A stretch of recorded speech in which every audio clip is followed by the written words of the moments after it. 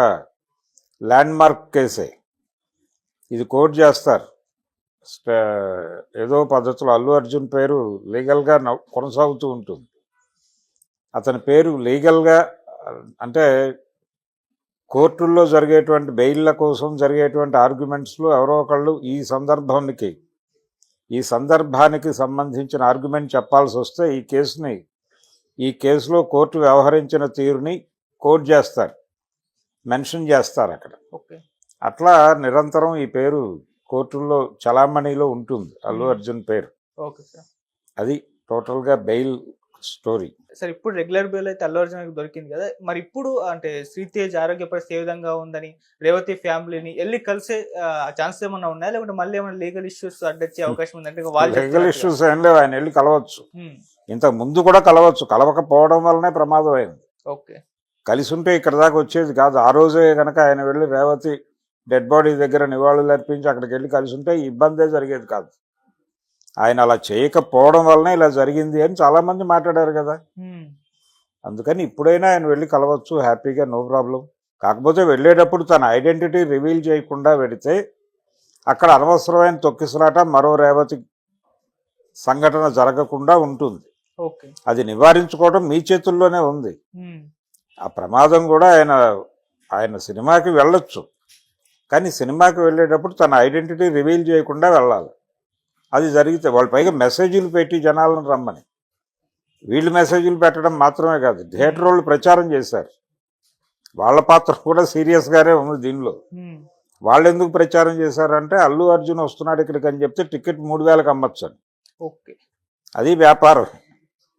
ఇలా ఒకవైపు cinema promotion యాక్టివిటీలో భాగంగా వాళ్ళు వ్యాపారం కోసం వస్తే వీళ్ళు 3000 రూపాయలకు టికెట్లు అమ్మటం కోసం వీళ్ళు ప్రయత్నం చేశారు. మిగిలిన చోట్లంతా 1200 అమ్మారు, అక్కడికి అల్లు అర్జున్ రాలేదు కాబట్టి. ఇక్కడికి అల్లు అర్జున్ వస్తున్నాడు కాబట్టి 3000కి అమ్మారు. ఆ 3000 లెక్కన వాళ్ళ అబ్బాయికి అల్లు అర్జున్ని చూపించడం కోసం వాళ్ళు 3000 టికెట్లు కొని వచ్చారు. 4 టికెట్లు 12,000. 2 years పట్టవచ్చు, 3 years పట్టవచ్చు, 5 years, ఎంత 10 ఏళ్ళు కూడా పట్టవచ్చు ఈ కేసు బెంచ్ మీదకి రావటానికి. ట్రయల్ జరగాలి. ట్రయల్ జరిగినప్పుడు సాక్ష్యాధారాలను ప్రవేశపెడితే ఆ సాక్ష్యాధారాల ఆధారంగా జడ్జి గారు ఒక నిర్ణయానికి వచ్చి ఇతను ఎవరెవరు ఈ నేరంలో భాగం ఉంది, ఈయనేమో 11వ నెంబర్లో ఉన్నాడు, అక్యూజ్డ్ నెంబర్లో. ఈయనకంటే ముందు 10 మంది ఉన్నారు, తర్వాత ఒక 6-7 ఉన్నారు, మొత్తం 18 మంది వాళ్ళు లిస్ట్ అవుట్ చేసింది.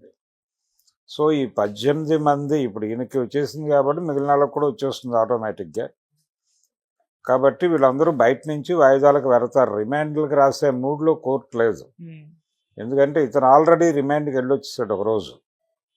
చాలే సఫిషియంట్ సెలబ్రిటీ. తర్వాత వీళ్ళు వాయిదా, జనరల్గా కోర్టు చూసేది ఏంటంటే వీళ్ళు వాయిదాలు ఎగ్గొట్టరు, వస్తారు అనేటువంటి నమ్మకం. రెండోది విదేశాలకు పారిపోరు, ఇలాంటి కాన్ఫిడెన్స్ ఉంటే సరిపోతుంది. జనరల్గా కొన్ని సందర్భాల్లో పాస్పోర్ట్లు సీజ్ చేయటం లాంటివి కూడా జరుగుతాయి, కానీ ఇక్కడ అలాంటిది కూడా ఏం లేదు. అవన్నీ కండిషనల్ బెయిల్ వస్తే ఉంటుంది.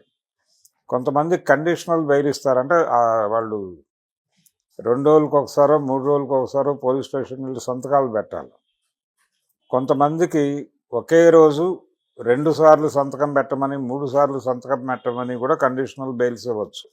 అంటే ఆ ఏరియా దాటి వెళ్ళట్లేదు అతను అనేది, ఆ ఊరు దాటి వెళ్ళట్లేదు అనే భరోసా కోసం రోజు పొద్దున్నే 6 to 7 మధ్యలో వెళ్ళి సంతకం పెట్టాలా, మధ్యాహ్నం 1 to 2 మధ్యలో వెళ్ళి సంతకం పెట్టాలి, ఈవినింగ్ 7 to 8 మధ్యలో వెళ్ళి సంతకం పెట్టాలి, లాంటిది కూడా పెడతారు. ఆ తర్వాత రిలాక్సేషన్ పిటిషన్ వేసుకుని ఆ రిలాక్స్ తీసుకుంటారు. కాబట్టి ఈయనకి అటువంటి ప్రాబ్లం ఏం లేదు. ఈయన కండిషనల్ బెయిల్ కాదు, మామూలు బెయిలే వచ్చేసింది.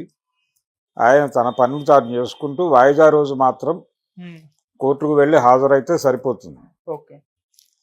గతంలో అట్టుగా తీసుకుంటారు మధ్యవర్తులు అనే పేరుతో.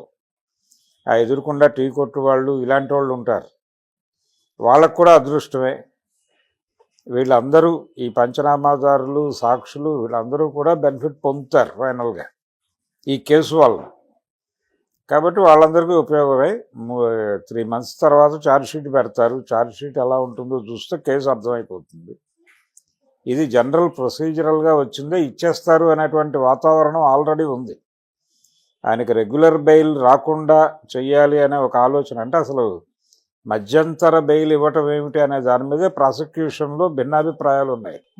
మధ్యంతర బెయిల్ తీసేసుకుంటే, అంటే బెయిల్ కోసం ప్రధానంగా వాళ్ళు చేసిన ఆర్గ్యుమెంట్ ఏంటంటే, ప్రతి జీవికి, అంటే సంఘంలో ఉన్న ప్రతి జీవి నేరం గనక మోపబడితే జైలుకే వెళ్ళాలని రూల్ ఏం లేదు కదా, నేరం నిరూపితమయ్యే వరకు స్వేచ్ఛగా ఉండే హక్కు ఉంది కదా అనే ఒక సింగిల్ పాయింట్ మీద ఆయన బెయిల్ తీసుకున్నాడు. ఓకే, ఏది మధ్యంతర బెయిల్. ఎప్పుడైతే ఆ పాయింట్ని ప్రధానంగా పెట్టి వాళ్ళు తీసుకున్నారో, ఇదే పాయింట్ పెట్టి ప్రతి ఒక్కరు తీసుకుంటాడు కదా, దీన్ని ఎలా ఎక్స్క్యూజ్ చేస్తాము, మనం డెఫినెట్గా పైకోర్టుకి ప్రొసీడ్ అయ్యి ఈ బెయిల్ క్యాన్సిల్ చేద్దాం అనేది ప్రాసిక్యూషన్ నుంచి ఒక ప్రతిపాదన వచ్చింది డిపార్ట్మెంట్కి. కానీ వీళ్ళు ఓకే చెప్పలేదు. తర్వాత చివరి క్షణంలో కూడా లాస్ట్ వీళ్ళు ఈ రెగ్యులర్ బెయిల్ కోసం మూవ్ చేస్తున్న టైంలో కూడా పోలీసుల కంటే కూడా ప్రాసిక్యూషన్ సుముఖంగా లేదు.